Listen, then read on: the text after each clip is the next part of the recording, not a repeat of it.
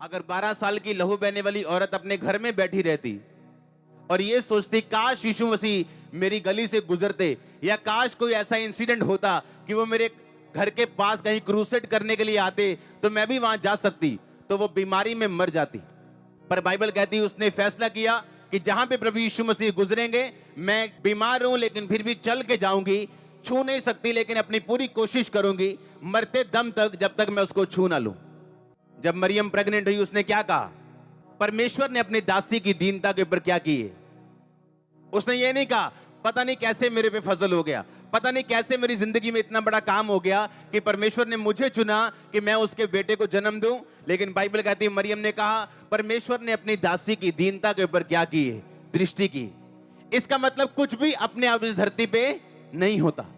पतरस को बाइबल कहती है कि पतरस जब परमेश्वर के पास था तो यीशु मसीह ने कहा पतरस प्रेयर कर ताकि तू परीक्षा में ना पड़े। लिखा सारी रात पतरस ने प्रार्थना नहीं की, सोया रहा। यीशु मसीह ने प्रार्थना की, अगले दिन कौन परीक्षा में फंसा? एक लेडी ने बोला ए तू वही है ना यीशु मसीह के साथ रहता? कहता चल चल झूठ बोल रही है तू। आगे चला गया और एक और आई, कहती तू वही है ना, तेरी बोली तेरा भेद खोलती है, तू वही पतरस है जिसका कान उड़ाया था। वो बोलता है तू वही नहीं जिसने मेरा कान उड़ाया था। कहता लांदी हो जो यीशु मसीह को जानता हो। और जब यीशु मसीह जी उठे और स्वर्गदूत यीशु मसीह के दाहिने जहां रखा था, लाश रखी थी, जब यीशु मसीह जी उठे तो वो स्वर्गदूत वहां बैठा था, वहां लाश नहीं थी। लेकिन बाइबल कहती पतरस ने मन फिराया और यहूदा इस्करियोती की तरह वो आत्महत्या करने नहीं गया, बल्कि फिर से वो चेलों के साथ मिला और फिर से उनके साथ प्रार्थना करना उसने शुरू की। यीशु मसीह से मिला, यीशु मसीह को बोला, यीशु मसीह ने कहा पतरस क्या तुम मुझसे प्यार करता है? उसने कहा हां परमेश्वर मैं तुझसे प्यार करता हूं। उसने कहा मेरी भेड़ों को चरा। क्या सचमुच तू मुझसे प्यार करता है पतरस? हां प्रभु मैं प्यार करता हूं, मेरे मेमनों को चरा। फिर तीसरी बार पूछा क्या तू सचमुच मुझसे प्यार करता है? उसने कहा, वो डर गया, उसने कहा पता नहीं परमेश्वर को शक पड़ गया शायद, लेकिन मैं तो उससे बड़ा प्यार करता हूं। उसने कहा हां प्रभु मैं तुझसे प्यार करता हूं, मेरी भेड़ों की रखवाली कर। 3 बार पतरस ने इनकार किया था, 3 बार परमेश्वर ने उससे इकरार कराया और दोबारा चेला भर्ती किया उसको। आपको मैं बताना चाहता हूं एक आत्मिक बात, जिस जगह के लिए आपको चुना गया, जिस मिनिस्ट्री के लिए आपको चुना गया, आप दुनिया में भाग जाओ, आपको ऊंट फिर उसी पहाड़ के नीचे आता है।